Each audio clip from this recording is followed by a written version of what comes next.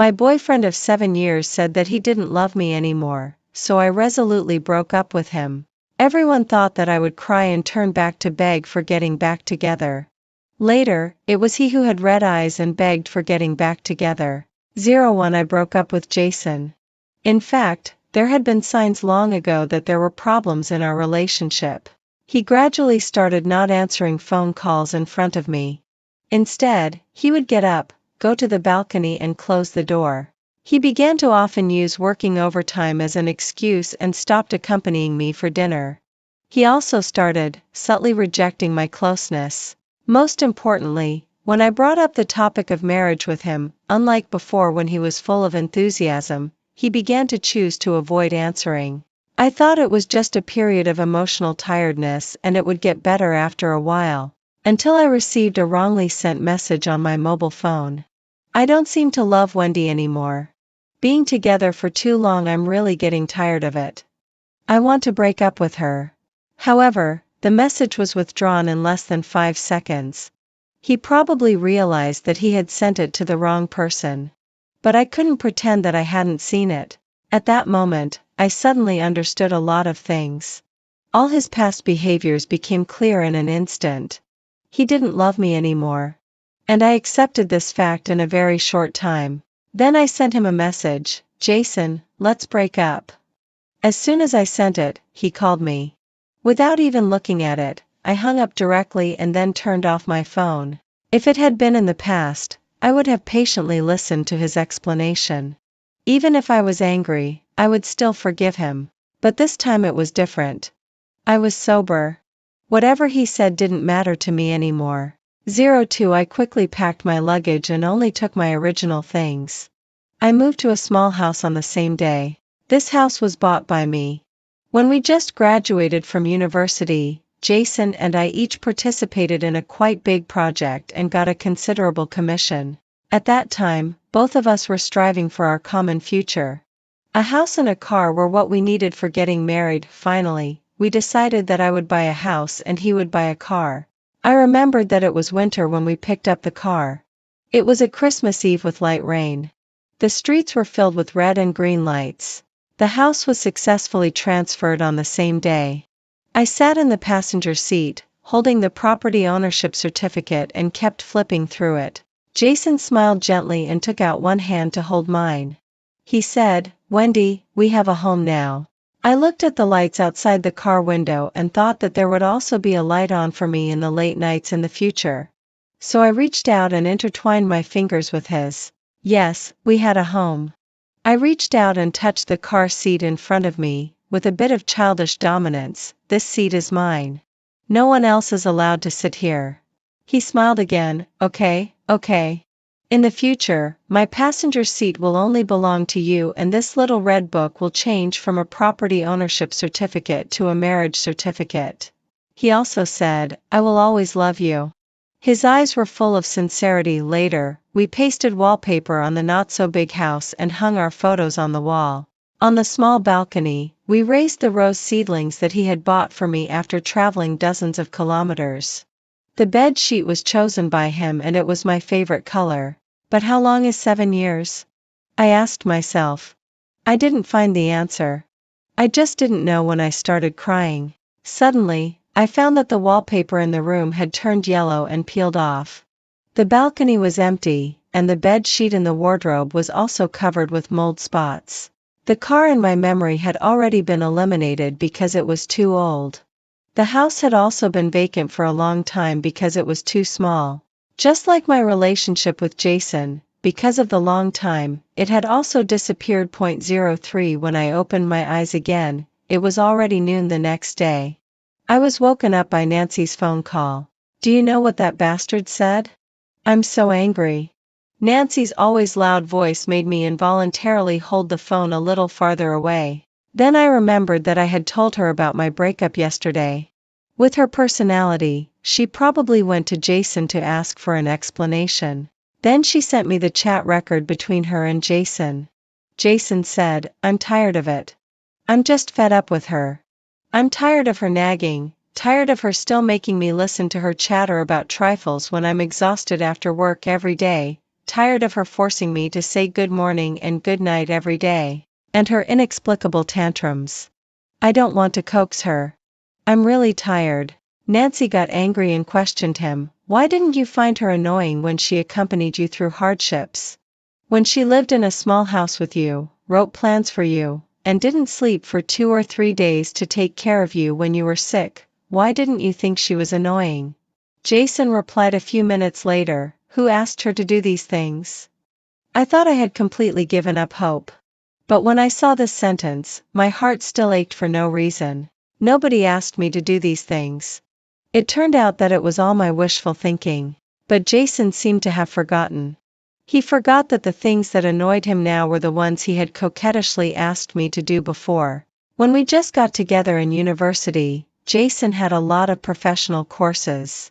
In order to be able to talk to me more during the break time, he would pester me to tell him everything that had happened to me that day. From the moment I opened my eyes and got up in the morning to the second before we met, every detail. He said, listening to you talk about these things makes me feel like I'm also involved in your life all the time.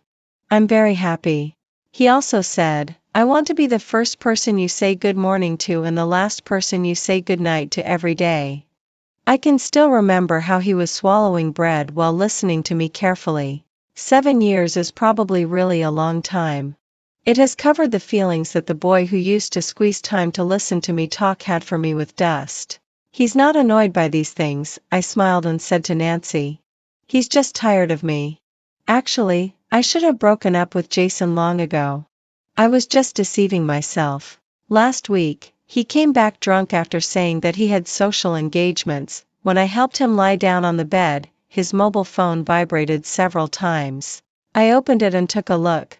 The name Nina jumped into my eyes. I knew her. She was Jason's childhood friend. She went abroad in high school and seemed to have come back recently. She said, "Thank you for accompanying me on my birthday. I'm very happy." I was stunned for a moment and couldn't help scrolling up the chat record. Since Nina came back to China, they had been chatting almost every day. But there didn't seem to be any improper words. She occasionally shared nice music with him, and Jason shared with her what he ate every day. They didn't seem to chat a lot. They would just take pictures of funny clouds and send them to each other or tell each other when they found cute kittens. From big events like attending meetings to small things like a button falling off a shirt, they talked about everything. There wasn't a single ambiguous word, but the atmosphere was full of ambiguity everywhere. If I weren't Jason's girlfriend, I would think that this young couple had a really good relationship. Looking at the chat record between me and Jason, what we talked about the most was whether we would work overtime tonight. However, his words and deeds were no different from usual. He would still worry about whether I was in good health and whether I was safe. But he didn't care whether I was in a good mood or whether there was a new boy around me, but I was still deceiving myself, thinking that it was just the 7-year itch and it would get better slowly. We had been together for so long. How could he just stop loving me all of a sudden? But he didn't give me the chance to continue deceiving myself. Those 2 sentences should have been sent to Nina. It seemed that he had complained about me to Nina more than once. But Nina would always cutely condemn him for not knowing how to cherish. She said that a girlfriend as good as Sister Wendy was hard to find even with a lantern, and he shouldn't be ungrateful. At the moment of breaking up, I didn't even know who to blame. Jason hadn't cheated on me or had an affair. He just didn't love me anymore and was just sharing life and chatting with a little sister. Nina didn't seem to be wrong either. She didn't deliberately have an ambiguous relationship with Jason. She was just sharing life and chatting with her brother who grew up with her. So should I blame myself? I couldn't figure it out, but I understand that the desire to share is the highest form of love. If he didn't love me, why should I hold on tightly? 04 I changed jobs and joined a newly established small studio. I studied fashion design in university, while Jason studied management. Before, because I had been accommodating Jason all the time, I would go to whichever company Jason went to. Now that we've broken up, it's better not to see each other since we might run into each other often.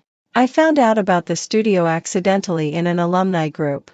The founder was Ryan, a senior who was 2 years older than me. It seemed that he decided to come back to develop after going abroad for further studies for a few years. Ryan was the campus heartthrob in his grade back then. He was handsome, had a good personality, and excellent grades. I was lucky to follow him to do several design exhibitions. He was very patient with everyone's design drafts. No wonder he was so popular. Anyway, I learned a lot during the time when I followed him to do design work. At first, I just applied for the job with a try-it-out attitude. Unexpectedly, I was informed that I was accepted on the same afternoon. After all, among so many outstanding students back then, my grades were just so-so. What's more unexpected was that he still remembered me. The studio wasn't big. The moment he came in, he looked at me. He slightly curved his lips with a smile. "Long time no see, Wendy." I was stunned and asked, "Senior, do you still remember me?" He seemed to think of something interesting, and his eyes under the gold-rimmed glasses also curved with a smile. "It's hard to forget that set of pajamas." I was shocked. The long-buried memory suddenly came back to me. That day was the first meeting for the design exhibition. Besides freshmen and Ryan, several professors and teachers from the design department would also be invited. In short, it was an occasion where dressing up elaborately wouldn't be too much. But unfortunately, I had stayed up until after 3 o'clock in the morning the night before to finish more than 20 quick sketches for homework. The meeting started at 8 o'clock in the morning. I was undoubtedly late. Even though I wasn't fully awake, I still remembered that it was an important occasion, so I started putting on makeup with my eyes narrowed. I even put on small high heels. However, there was a slip in my meticulous preparation. I didn't comb my hair and didn't change my pajamas. So at 8:05, everyone saw a crazy woman in a pink Minnie Mouse furry pajamas with messy hair, but with delicate makeup, wearing small high heels and even wearing colored contact lenses. I remembered that Ryan also smiled like this that day, looking at me with his peach blossom eyes curved. "Wendy is really a unique talent. Your aesthetic is so refreshing and unconventional." Several teasing laughs came from the small meeting room. Although it wasn't ridicule, I was still too embarrassed to enter or leave the meeting room. My ears were blushing red with shame. At that moment, I finally understood why Nancy had repeatedly confirmed in surprise whether I really wanted to wear this before I went out. It was just that I hadn't woken up completely and felt comfortable in what I was wearing, so I didn't notice the problem at all. Ryan laughed as he did, but still got up and nodded to the teachers, saying, "Everyone, please wait a moment. I'll take her to change clothes." Even when I was following behind him, I could sense that he was trying hard not to laugh. If you want to laugh, just laugh. "Anyway, I've already made a fool of myself," I said somewhat resignedly. I had left such an impression on my classmates and teachers right at the beginning. I was afraid that I would be laughed at in the future. Suddenly, he stopped in his tracks. I, who was following closely behind him, almost bumped into his back. When he turned around, there was no smile on his face anymore. Instead, he looked serious. "Sorry, I didn't mean to laugh at you. I just thought it was a bit cute." "I'll apologize if you mind." His suddenly formal tone made me feel a bit at a loss. I touched my nose and said, "That's not what I meant either." After that, he took me to the clothing room and found a dress that was as ordinary as possible among a lot of designed gowns for me to change into. When I went back to the meeting room, I thought I would be made fun of and teased. Unexpectedly, everyone acted as if nothing had happened and the meeting started normally. Later, I learned from others that it was he who asked everyone not to mention it again, for fear that I would feel uncomfortable. I had mentioned this incident to Jason later. He also laughed and touched my head, saying that I was adorably muddle-headed. Why did I think of Jason again? I smiled helplessly and looked up at Ryan in front of me. "Thank you so much, Senior, for having such a good memory. Don't call me Senior after leaving school. Just call me Ryan." He turned around and clapped his hands to get everyone's attention. "To celebrate the new colleague joining us, we'll go for a dinner together tonight. It's on me." The studio immediately became lively. Although there were only a dozen people, it sounded like dozens of people cheering. "Great. Boss Ryan is so generous." In the evening, I drank a few more glasses on the pretext of toasting. I'm not a heavy drinker. But I had been really bothered recently and always felt that I needed to vent somewhere. By the end of the dinner, I was already 5 or 6 parts drunk. My steps were a bit unsteady. Accidentally, the heel of my shoe stepped on a small stone. But before I fell, I was supported by a pair of hands. It was Ryan. I whispered my thanks. There was a bit of pain in my ankle, but I could still walk. You don't seem happy, he said in a declarative sentence. Yes, I replied simply and directly. How could I be happy? The boyfriend I had been with for 7 years didn't love me anymore. He was annoyed by my chatter, annoyed that I forced him to say good morning and good night, yet he had a childhood friend with whom he chatted every day. Ryan didn't say anything and was looking for something in the distance. I laughed at myself for being really drunk and how I could even confide my feelings to my boss. I was about to turn around to take a taxi and go home when suddenly I saw a familiar figure. It's always the case that you can't meet the person you want to see, but you can run into them when you don't want to. I sighed, feeling even sadder. 05, across the road was Jason, with a cute and lovely girl beside him. If I guessed correctly, it should be Nina. This was a small square with many street vendors. Jason was buying candied haws for that girl. I used to love candied haws too. When I was in university, every early autumn, without me saying anything, Jason would first buy candied haws and wait for me downstairs in the dormitory. He would hold the candied haws in one hand and hot milk tea in the other, running towards me with bright eyes. If he saw that I was wearing too little, he would even scold me a few words. At that time, our relationship was envied by everyone. My roommates would always joke, "Did your little boyfriend bring you candied haws again?" Now, things had changed. He still bought a bunch of candied haws that looked delicious, but he didn't run towards me anymore. Instead, he handed them to the girl beside him, and the affectionate look in his eyes when he looked at Nina was something I had seen before. He used to look at me like that too. When I occasionally got confused and forgot things, occasionally got lost and couldn't find my way, or occasionally couldn't draw a design draft, he thought I was cute. Jason lowered his eyes and smiled, his eyes still bright. But the person in his eyes had been replaced by Nina. It was as if my feet were sealed and I couldn't move. My mood was in such a mess that it was like a tangled ball of hemp. Yet my consciousness was clearer than ever. I turned around to leave, but my hand was grabbed.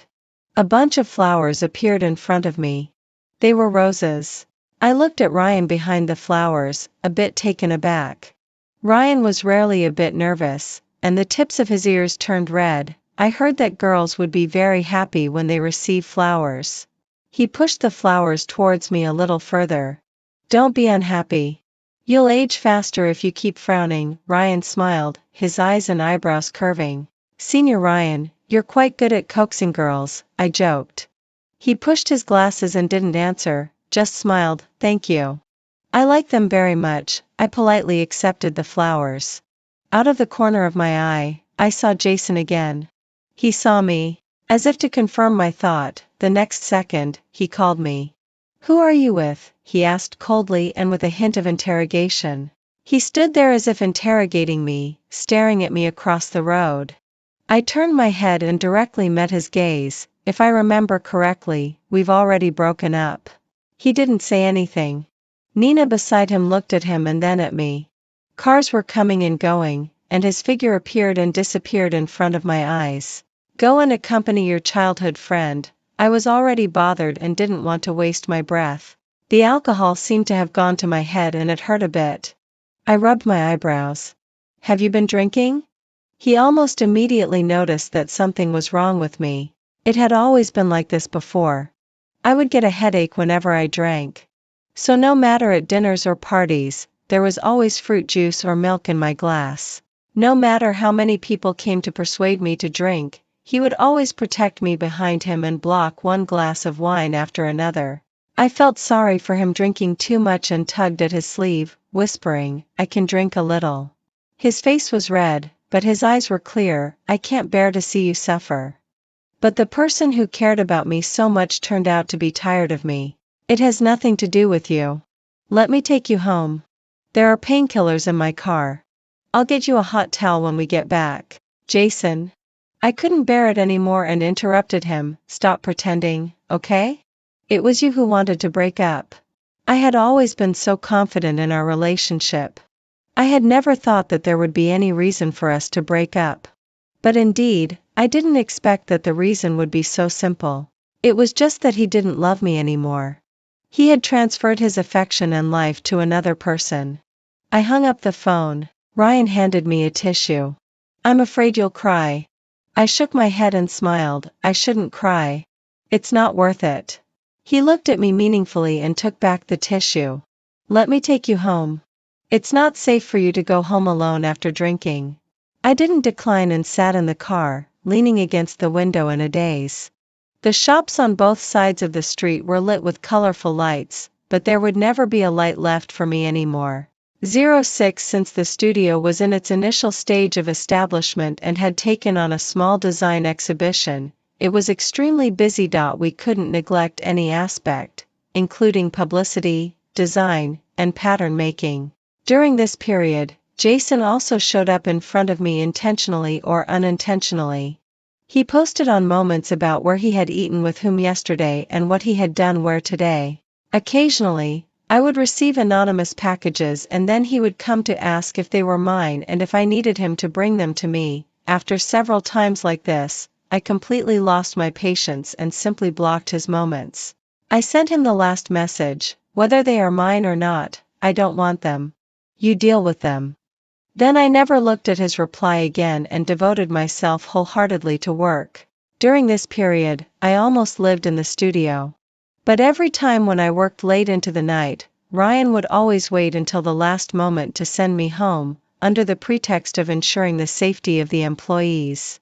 Every morning there would be a breakfast on everyone's desk. I thought to myself, was the employee welfare here so good? Another senior told me that there hadn't been such a thing before. It seemed that it started only after I joined the company. I was suspicious but didn't have time to think too much about it. After working overtime and staying up late for more than a week, the exhibition ended successfully. And as expected, I fell ill with a high fever of 39 degrees Celsius. Nancy was called over by me in the middle of the night. While scolding me to take medicine, she was cooking porridge for me. I'm not that good at cooking. Just make do with it. She carefully brought me the lean meat porridge and didn't forget to scold me. In this cold and quiet small house, with her bustling around, it somehow felt warm. Nancy was browsing her mobile phone beside me when suddenly she clicked her tongue. I craned my neck to look. It was a new Moments post by Jason. The picture was a bowl of clear noodle soup. Underneath, some common friends were joking, "Did you make it for your sister-in-law again?"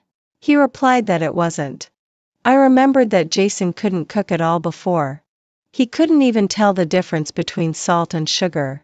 It was later, after graduating from university, when I also had a high fever like tonight, that I couldn't buy warm food in the middle of the night, so he had to cook by himself.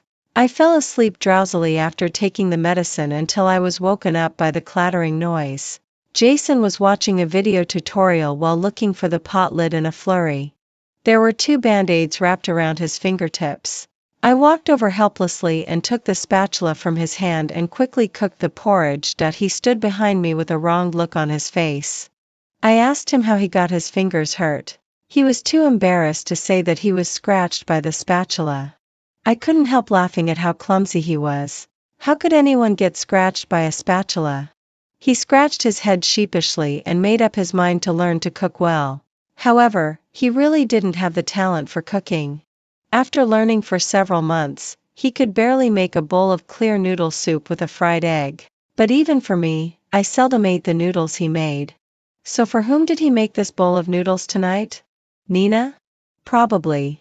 I remembered from the chat record that day that she said she wanted to eat the noodles made by him. I held the porridge and took 2 big sips. Suddenly, my stomach felt warm but my eyes felt a bit sore. I asked Ryan for 2 days sick leave. He said that since it was his fault that an excellent employee was overworked, he should take good responsibility and directly gave me 3 days paid leave. I also didn't expect that Ryan would come to see me. After the high fever subsided, I still felt cold and wrapped myself up tightly. When I opened the door for Ryan, I was still wearing that pink Minnie Mouse pajamas. As soon as he saw it, he laughed. Wendy is so loyal to every piece of clothing. I was helpless and had to invite him in. Boss Ryan, how come you have time to visit me? Are you feeling better? Much better. I sniffed. There were still some remaining symptoms of a cold. I bought some ginger syrup and some fruit. On my way here, I passed by a flower shop and bought a bunch of flowers. There were no roses, so I bought sunflowers. I'll just put them here. Only then did I notice that he was carrying a lot of things in both hands.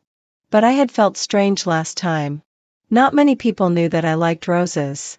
How did he know? Last time when I saw you had a headache, I asked a friend to get some painkillers. These have fewer side effects, but you can't take too many. Pay more attention to rest usually. He started chatting on and on. But I always felt that something was a bit off. Boss Ryan, are you like this to every employee? I asked tentatively. No, he replied simply and directly, only to you. Now it was my turn to be stunned. He smiled again, but don't feel bothered. I'm just expressing my feelings. He wasn't wearing glasses today, and his eyes looked even clearer. There was firmness and concentration in his gaze when he looked at me. I felt at a loss and lowered my head, avoiding his gaze, and said jokingly, Boss Ryan is really good at joking. I'm not joking. I really like you, and I've liked you for a long time. 07 in the following days, I still went to work and got off work as usual. There was still a breakfast on my desk every day as usual, but this time no one else had one. He still waited for me to get off work every day and sent me home. It seemed that after the truth was revealed that day, he became more open and straightforward instead, and no longer used caring for employees as an excuse. However, I was a bit distracted and restless. The long 7-year relationship had just ended. At present, I didn't have the mood to fall in love with someone again. I could let go of Jason, but it was hard to let go of the memories of those 7 years. That innocent love that occupied my youth, I didn't know how long it would take to get over it. I deliberately kept my distance, but Ryan seemed to turn a blind eye to it. There's a party in the evening. Come with me, Ryan said in a low voice when he walked up behind me at some point. I subconsciously wanted to refuse, but he spoke before I did. There will be several teachers in the design field. I'll introduce them to you. After hesitating for a while, I still followed him. I couldn't give up the opportunity to learn more just because of personal matters. But what I didn't expect was that Jason was also there.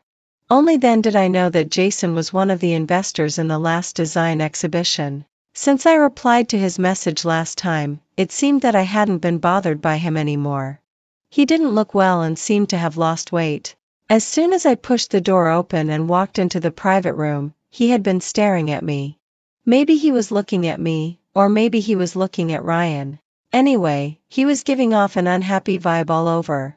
And Ryan was just a bit stunned when he first entered the door, and then quickly adjusted his expression and introduced the teachers present to me as usual. Out of politeness, I should stand up and toast each of them one by one. Just as I was about to raise my red wine glass, I saw Jason fastening the buttons of his suit and getting ready to stand up. I knew him too well. His action clearly showed that he wanted to block the wine for me. I frowned slightly, hesitating about how to refuse him. One hand pressed down on my wine glass first and handed me a cup of tea. I looked up and it was Ryan again. He explained with a smile, "Girls can't drink alcohol, so I'll use tea instead of wine to toast you all." The several teachers didn't make it difficult for us and nodded amicably. They also didn't forget to tease, "We've never seen you bring any girl to a dinner before. Do you have some ulterior motives, young man?" Ryan smiled again. "It's okay to make fun of me, but Wendy is shy. If you keep talking like this, she'll run away." The several teachers repeatedly said, "Ouch, you can't catch up with her and you're blaming us instead." Although these senior teachers were already over 50 years old, they were still full of energy when chatting. The party didn't end until midnight. Jason had a gloomy face throughout the whole process, except for drinking in silence. He didn't say another word. Finally, When it was over and before I could stand up, Jason stopped me. I have something to tell you. His eyes were full of drunkenness and his voice was a bit hoarse. I didn't want to get entangled. I have nothing to say to you, Wendy. He lowered his eyes again with a look of disappointment between his brows and whispered, talk to me. He knew that I was most vulnerable to this trick of his. In the past, whenever he made me angry, he would act like a puppy, burrowing into my arms, rubbing his head against my palm, and repeatedly saying in a coquettish way, Wendy, Wendy, pay attention to me. I'm wrong. Talk to me. I turned my head to look out of the window at the entrance of the restaurant. Ryan was still saying goodbye to the several teachers. I sat down again and sighed almost imperceptibly. Go ahead. Are you feeling better? I heard that you had a fever. Do you still have a headache? I bought the medicine you usually take. When you go home, can I give it to you? He almost had a begging tone. I didn't respond to him and just pressed my phone with my head down. He moved a bit closer to me. Wendy, don't be angry. I didn't really want to break up with you. I just didn't really want to break up with me, but were you really bothered by me? I raised my head and stared at him. That's not what I meant. Jason, I thought we would get married. We had been together since our sophomore year in university and it had been 7 years until now. We graduated together, bought a house and a car together, worked together, and lived together. I would save money for several months to buy that pair of basketball shoes he liked just to give him a birthday surprise. He would also take a bus for more than 10 hours to reach my hometown on New Year's Eve just because I said I wanted to celebrate the new year together, just to say Happy New Year to me. He remembered that I liked roses, and I remembered that he loved playing basketball. Our love had been going smoothly all the way. We just needed to keep going and we would have a happy ending. But he stopped, let go of my hand, and went to appreciate other flowers instead of roses. Suddenly, I didn't know whether I should blame him or not. He was just appreciating. He didn't touch or pick them. But that appreciation should have been unique and belonged to me. Along the way, weren't there boys around me? But no matter how many people showed their affection to me, I didn't pay any attention to them. I wouldn't share my daily menu with others, I wouldn't report my schedule to others, and I wouldn't stop to pick up a basketball on the roadside. I could forgive him for making me angry and for being late for dates. Even when he forgot Valentine's Day last year, I forgave him. But Jason, I called him again with disappointment in my eyes, you've fallen in love with other flowers. I won't contact her anymore. I won't look at anyone else. Let's make up, okay? Don't go with others. Let's go home. I made noodles for you. Have a taste. Jason seldom said something so humbly. He had always been proud and self-centered. When he thought I was annoying and had a bad temper, that was the real him. It was the first time that I found out that he was also hypocritical. In the past, I was probably blinded by love. I smiled sarcastically. Jason, don't pretend to be humble like this. It doesn't suit you. Ryan pushed the door open and came in at this time. It seemed that he sensed the stiff atmosphere in the private room. He rarely frowned. He came in, picked up my coat for me, nodded and signaled that it was time to go. I got up and walked out of the door. Then Jason's voice came again. It seemed that he said something to Ryan. I didn't hear clearly and turned around to ask. Ryan smiled and didn't answer me. It was not until I sat in the back seat of his car that he suddenly said, "Didn't you want to ask me last time why I liked you? Do you still remember that you saved a kitten when you were in university? It was mine." 08. It was a bit exaggerated to say that I saved it. I just gave that kitten a helping hand. It was near the end of the first semester of my freshman year, before I got together with Jason. One night, I suddenly felt hungry, so I went to the convenience store in my pajamas. But the rain in summer always comes suddenly. I just stepped out of the convenience store when it started to rain. At that time, I thought fortunately that I was used to carrying an umbrella with me, or I would miss the curfew of the dormitory. However, before I could open the umbrella, I heard a few weak meows coming from the corner beside me. I was curious because cats were not allowed in school. I walked closer to confirm and peeked to find a white ragdoll cat that was only a few months old lying limp on the ground. on the verge of death. The rain had soaked its fur, but it didn't have the strength to move. Ragdoll cats are usually precious and definitely not stray cats. I looked around several times but didn't find anyone. "Whose poor little thing are you? Did you get lost?" I said softly as I carefully picked it up and put it on the chair outside the convenience store. The little thing seemed to be shivering with cold, and its voice was also a bit shaky. I took off my pajama jacket and wrapped it around the cat, then went to the convenience store to buy some water and ham sausages and fed it a few bites. "I'm leaving, little one. Be well and wait for your owner to come and find you." I finally touched its head and it meowed a few times. "So what happened to the kitten later?" I asked him. "It died," he said, gripping the steering wheel. I saw in the rearview mirror that his eyes dimmed. "I took it to the hospital immediately when I found it the next day, but it was too late. It had been sick for a long time and couldn't be cured. That night, it probably knew it was going to die, so it ran out. I guess it didn't want me to see it in that state. Sorry."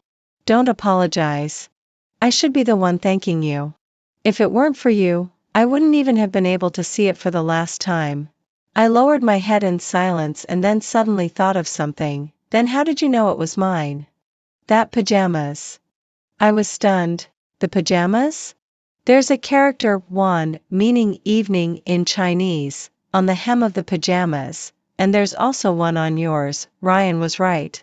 It was my little habit. I would sew a character, Wan, on the hem of my favorite clothes. It always felt so magical to meet you again later. You're just as cute and muddle-headed as I imagined, but also very kind and hardworking. Falling in love with you was something I expected. But before I could tell you, I heard that you had a boyfriend." After saying that, he looked up and glanced at me through the rearview mirror. I couldn't see the corners of his mouth but I guessed he was smiling. "You don't have to rush to reject me. Take your time to get over your 7 years. I've waited for 7 years already. I'm not in a hurry. I'll keep waiting for you." I didn't respond. I just turned my head to look at the dim streetlights outside the car window. "What did you and Jason just talk about?" I tried to change the topic. "He asked me to stay away from you." I helplessly put my hand on my forehead. He was still such a childish guy. I didn't agree. Ryan restrained his smile and was unusually serious for once. "Since he doesn't cherish you, I'll take his place." 09 Since coming back from that party that day, Jason had been waiting for me to get off work every day to take me home. Every now and then, he would bring me some small gifts, which might be flowers, small handmade pendants, or small pieces of jewelry. Even though I ignored him every time, he still asked me out for dinner every weekend. The things that he used to find annoying about me, he was now doing them all without missing a single one. He took the initiative to say good morning and good night to me, reported his schedule to me, and shared little things that happened during the day. I just found it funny. He was the one who said disdainfully before, "Who asked her to do these things?" And now he was the one who took the initiative to do them. The news of our breakup seemed to have reached my parents' ears. My parents took turns to persuade me that Nina was just a little sister and those words were just angry remarks of young people. My mother didn't understand. I had quarreled with Jason and even talked about breaking up before, so why couldn't we make up this time? So the situation clearly became that the three of them were on one side and I was on the other. But actually, Jason himself knew in his heart that this wasn't an ordinary quarrel. Otherwise, he wouldn't have put aside his pride that day and almost begged me to make up. He always knew what was on my mind, but he still did what he did. Whether he really still loved me or just didn't want to break up, he knew best. I still remember when he confessed his love to me in our sophomore year. I made a wish that I wanted to drink milk tea. He almost immediately ran out, ran across half of the campus to buy it, and then squatted downstairs in the dormitory waiting for me. His forehead was covered with fine beads of sweat and he was panting. I asked him why he ran instead of ordering takeout. He smiled stupidly and said that I liked to drink iced milk tea and takeout was too slow and it would melt by the time it was delivered. I laughed at how clumsy he was and asked him what his wish was. I could also help him fulfill it. Suddenly, he became serious. The tips of his ears turned red and he stammered and asked me if I could be with him. The sunlight was particularly dazzling that day, shining on his face with a halo. I nodded as if possessed by something, and our relationship began. After breaking up, it didn't seem real. The 7-year relationship could really end just like that. The bond between people is so fragile. How could it break so easily? But I didn't want to hold on to it anymore.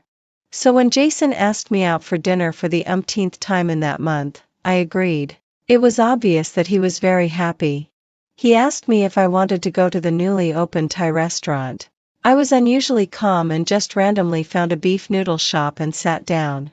Amid the noisy crowd around, he looked at me a bit nervously. I asked him, on the night of New Year's Eve this year, after we quarreled, where did you go?